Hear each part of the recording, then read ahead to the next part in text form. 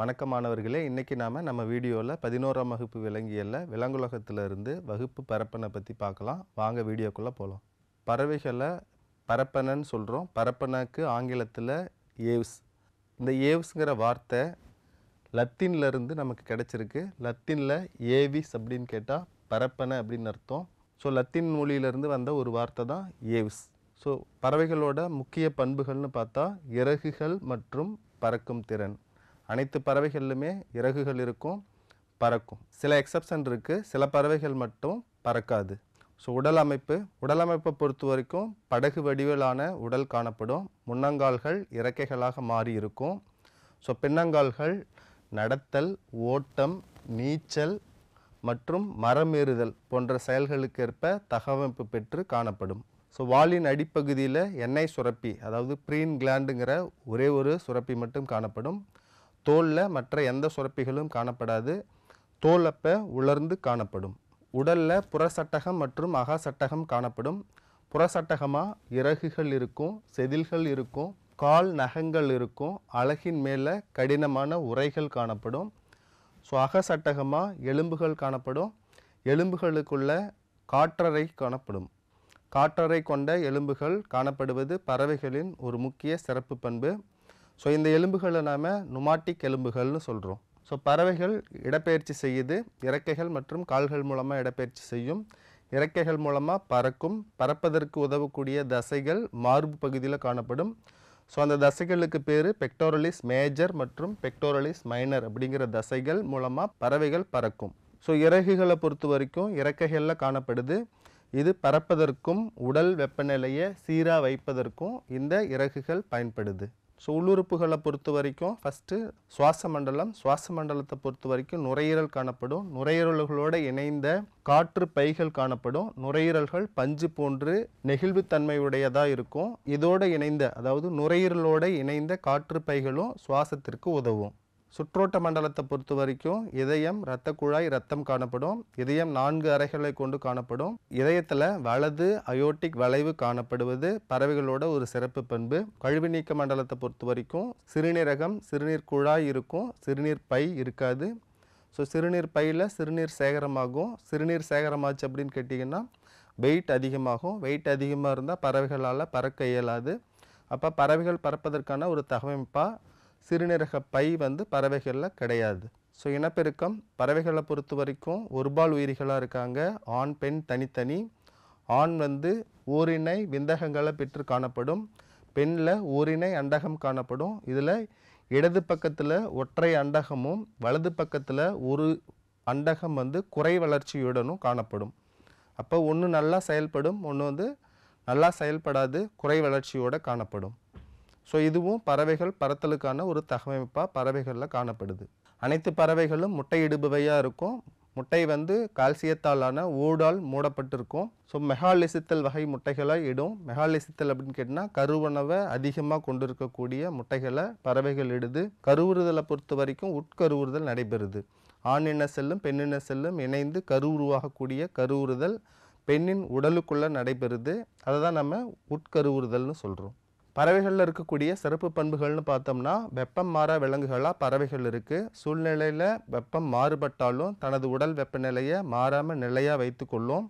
So சூழ்நிலையில் வெப்பம் குறைவானாலும் அதிகமானாலும் பறவைகளோட உடல் வெப்பநிலை மாறாமல் கான்ஸ்டண்ட்டாக இருக்கும். ஸோ இந்த வகையான விலங்குகளை நம்ம ஹோமியோதெர்மிக் அனிமல், வெப்பம் மாறா விலங்குகள்னு சொல்கிறோம். ரெண்டாவது சிறப்பு பண்பு வலசை போதல். ஸோ பறவைகள் உணவுக்கோசரமோ இனப்பெருக்கத்திற்கோசரமோ சூழ்நிலை காரணிகள்னாலும் சரியான தட்பவெப்பநிலை கிடைக்கலங்கிறதுனால பறவைகள் ஓரிடத்திலிருந்து எங்கே இனப்பெருக்கம் செய்ய ஏதுவாக இருக்கோ அந்த இடத்துக்கோ, அல்லது உணவு எங்கே கிடைக்குதோ அங்கேயோ, அல்லது சாதகமான சூழ்நிலை எங்கே இருக்கோ அங்கேவோ என்ன பண்ணும் அப்படின்னு கேட்டிங்கன்னா பறந்து ஓரிடம் விட்டு வேறிடம் செல்லும். ஸோ இதுக்கு பேர் தான் வலசை போதல்னு சொல்கிறோம். சில வகையான பறவைகள் பல ஆயிரக்கணக்கான மைல்கள் ஒரு வருடத்தில் வலசை போகின்றன. அடுத்தது பெற்றோர் பராமரிப்பு. பெற்றோர் பராமரிப்புங்கிறது பறவைகள் அனைத்தும் கூடு கட்டும், இளம் உயிரிகளுக்கு உணவூட்டம் அளிக்கும்.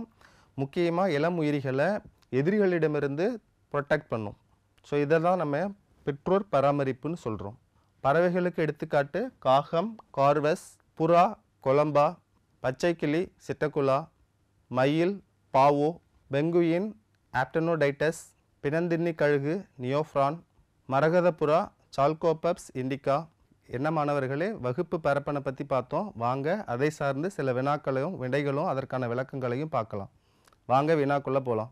ஸோ முதல் வினா, நெருப்புக்கோழி, பெங்குயின் மற்றும் கிவி ஆகியவற்றின் பொதுவான பண்பு.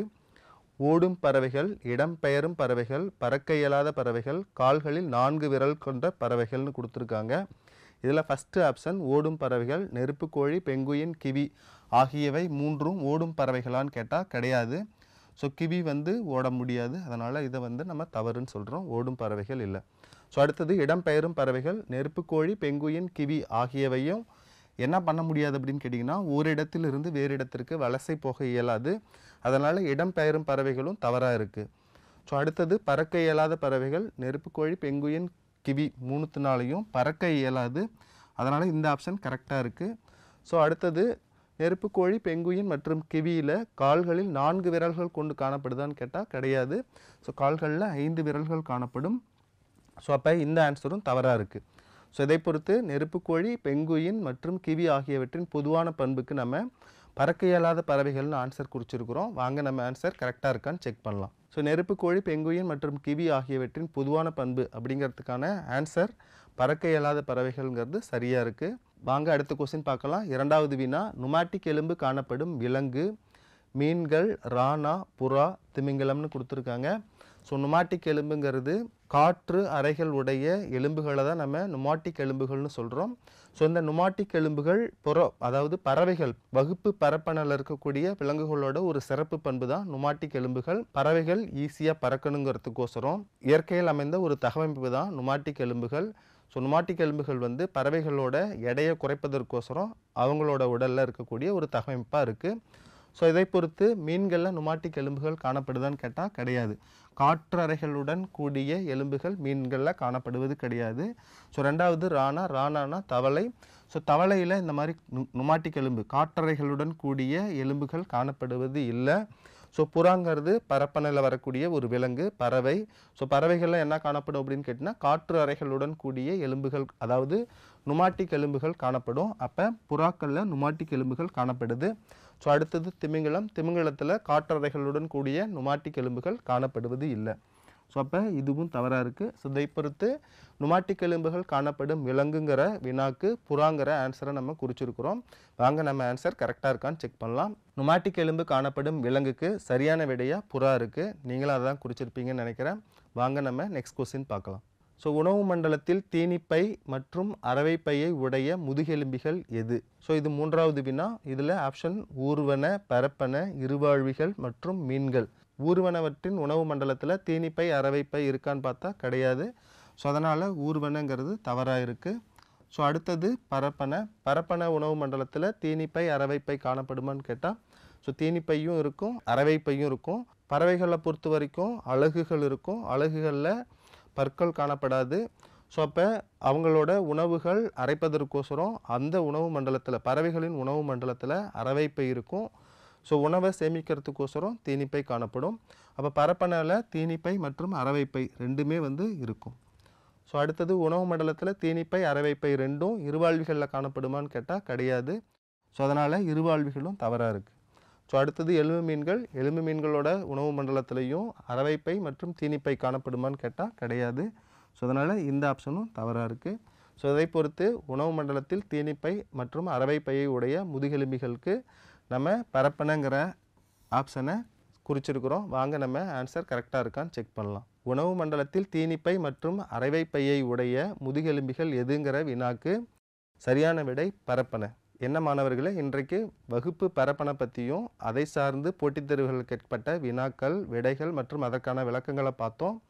உங்களுக்கு பயனுள்ளதாக இருக்கும். மீண்டும் அடுத்த காணொளியில் வேறு ஒரு கான்செப்ட் பார்க்கலாம். நன்றி, வணக்கம்.